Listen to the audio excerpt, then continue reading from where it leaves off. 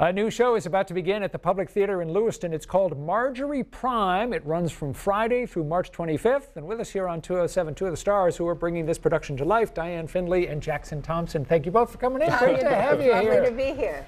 You guys are in an interesting show. Let's see if we can set the stage for what happens in this. In this play, you play a character named Marjorie, who is 85 years old, and a new companion comes into her life. What's unusual about this companion, Jackson, whom you happen to play?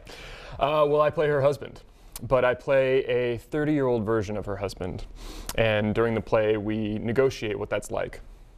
This play is set in the future, and that becomes clear, not right away, but as the play unfolds. Yes. And the husband, who is 30 years old, has an unusual characteristic. What is that characteristic? Has an unusual, he's not real. Yeah. He's a holographic projection. Yes. So 50 years into the future, and he is brought to me to provide comfort.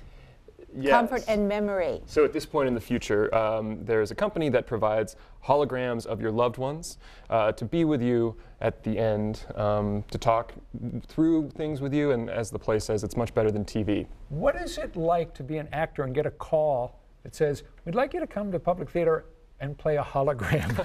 It has been a very difficult task, and we're very lucky to have a really wonderful director. Because is this guy doing all right with the role? Well, we can talk later. All right, we'll talk later.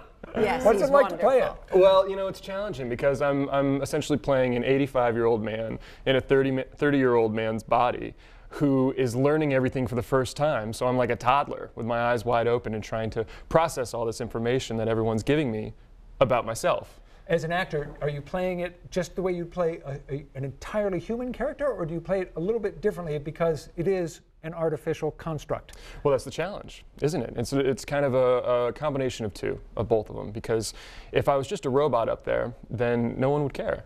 But to be able to bring that kind of humanity to a character like that, I think is the real challenge.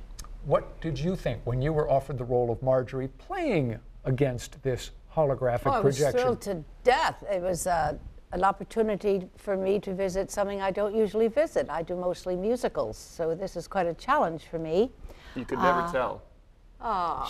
She's an amazing person to work with. Wow. It's been a treat. Thank you. I agree with you too. In the first act, I am.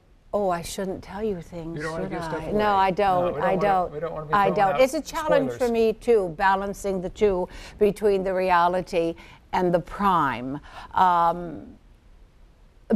the more we do it, the more we discuss with our director, the easier it's becoming, and it's going very well. Well, it's a wonderful opportunity as not only an acting exercise, but to bring a really, really cool play to the audience. For them to see kind of a glimpse at what the future might be, a nice investigation of humanity and how we connect with each other, and even if it's possible for technology to take that place. But I also think that dealing with things like dementia and Alzheimer's, this is a very difficult, very horrible thing that's happening in the world, and it has been, and how families deal with this kind of grief. Well, you got a lot of things going on here that are woven together in an interesting way, and obviously the playwright pulled it off because this was a finalist for the Pulitzer Prize. Yes. But yeah, you've got things that so many families are dealing with now: memory loss, dementia, loneliness, and all that. And then you have this more futuristic element, but actually that brings it around to the stuff that makes for great drama, and that is people trying to get along with each other and find themselves. And it's a kind way for someone